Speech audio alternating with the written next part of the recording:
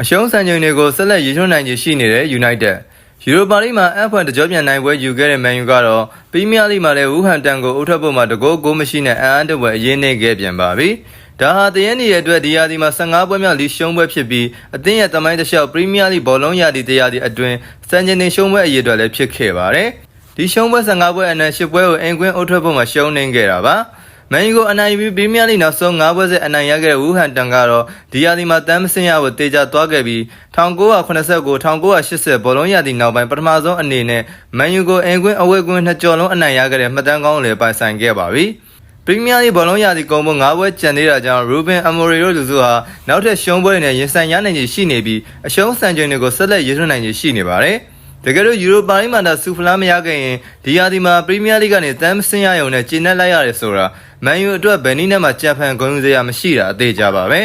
အားလုံးပဲရှင်နဲ့ချမ်းမြေ့သောနေ့ရက်လေးကိုပိုင်ဆိုင်နိုင်ပါစေလို့ကျွန်တော် Sport Memory ပေးမှာစုမော်ကောင်းတောင်းပေးလိုက်ပါတယ်ခင်ဗျာအားလုံးကိုကျေးဇူးတင်ပါတယ်ခင်ဗျာ